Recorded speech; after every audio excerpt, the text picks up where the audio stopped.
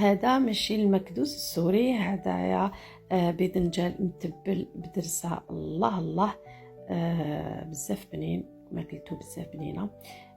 شوفوا سورتو كي نزيدو نديرو زيت زيتون هكايا، ونزيدو نديرو له نحطو له من الفوق شويه تاع الثوميه ولا فروماج ريجيم هكايا. شوفونا كيفاش درتلو. هذا مقبل كيما هو، كيما الحميس، كيما لا سالاد، كيف نحطوه كامل مع الماكله. شوفوا شحال بنين، بزاف بنين. انا صراحه عجبني. واستحطيت له حبيبه تاع مرقد البصل. فوالا نتوما تزيدوا حطوا شويه زيتون، شويه حار مرقد، قطعه تاع اجبان، شويه كومونبير، شويه كريه، يعني مقبل هائل. صراحه انا عجبني. يتحط مع البركوكس، مع شوربه، مع عدس، مع لوبيا، مع مشاوي، مع اللحم، مع اي حاجه تاع ماكله تجوزوا به. نجوزوا للوصفه وكيفيه التحضير. نحتاج لهذه الوصفه بيان سور الباذنجان يكون منقي، المعدنوس، الثوم، شويه زيت زيتون، شويه كمون، والدرسه تاع الفلفل الحلو اللي هي لازم في هذه الدرسه. فوالا بيان سور رشه تاع ملح ماشي بزاف تاني. فوالا هنا بعد ما نقيت الباذنجان تاعي ووريت لكم بالعين هذا المقطع، خليته باش تشوفوا الطريقه كيفاش راح نقيه. من بعد درت له شق في الوسط. فوالا شقيته هكا في الوسط وملحته ماشي بزاف، رشه خفيفه تاع الملح باش غير ما يطيبليش صامت. هذا ما كان. القدره لو طون اللي نقشر فيه القدره راهي تغلي بالكسكاس. عندي وجدت القدره تاعي بالكسكاس، راح نفورو. فوالا هاني كملتهم كامل، خليت المقطع كامل يعني.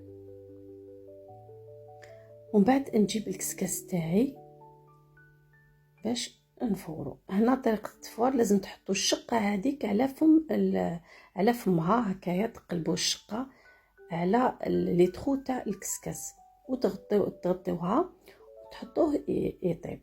فوالا هنا قطعت المعدنوس، قطعته قطع رقيقه، يعني الكميه كانت بزاف، هذا مقطع برك صغير. فوالا والثوم هنا جيبوا كميه لاباس بها تاع الثوم، سكرفجوها فوق المعدنوس. ودرت هنايا الدرسه تاع الفلفل الحلو، هي صح كامل راهو فيها البنه، راهي كامل فيها. ودرت شويه تاع عكري حار، نتوما تحبوا ديروا، تحبوا ما ديروش، اللي يحب الحار.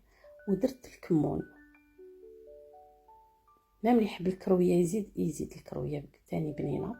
فوالا وشويه تاع زيت زيتون. قلت لكم اللي يحب الحار يدير، اللي ما يحبش الحار ما يديرش. تحبوا تحطوا من غير فصيله تاع هريسه، هذا يعود ليكم. تحبوا تخلوه هكا خلوه. فوالا راهي هنا وجدت التتبيله ديالي. فوالا هنا ما تكتروش الملح في التتبيله هذه، ديروا شويه باسكو الباذنجان راهو مفور ديجا بالملح. فوالا هنا بعد ما وجدت طاب، فوالا فتحته هكا، خليته شويه يبرد. الشقات هذوك فتحتهم. شوفوا هو ما يطيبش زبده، يعني يطيب بصح حاكم روحو. هنا ستفتهم لازم يبرد. هنا لازم الباذنجان تاعكم يكون برد مليح باه نحطوا له هذاك الحشو لداخل.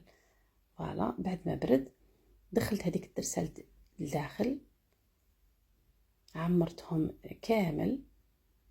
فوالا زيدوا فتحوا عرضوا الحبه هكايا باش يدخل لكم الدرسه، تدخل مليح لداخل. يعني طريقه سهله بزاف ومليح هذا. يعني واحد اللي يحب يعول لرمضان ان شاء الله، ان شاء الله ربي يبلغنا رمضان لا فاقدين ولا مفقودين. عولوا يا البنات مليح، عقموا البلارات تاعكم ولا لي بواط هذوك تاع الزجاج وحطوهم خبوهم. فوالا انا هنايا ما كانش عندي بواط تاع الزجاج، حطيت باسكو هذاك كليتو على كل حال، ما خبيتوش يعني ما عولتوش. فوالا صدفوهم كيما راهم هكايا، وعوموا بالزيت عادي، زيت نباتيه، عوموا فوقها كامل. هكا كيما راني ندير.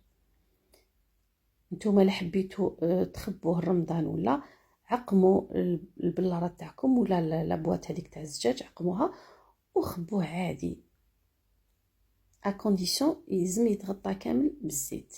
وهذيك الزيت يا البنات ما ترموهاش كي تكملوا البيضنجه تاعكم تكونسوميوها، هذيك الزيت عودوا قلوا بها الماكله تاعكم. هذه هي النتيجه.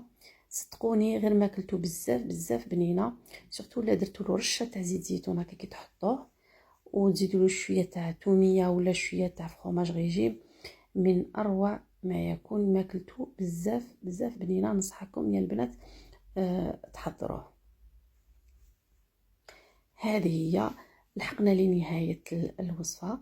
نتمنى انها الوصفه عجبتكم، ونتلاقاو ان شاء الله في وصفه اخرى وجديده. والسلام عليكم ورحمه الله وبركاته.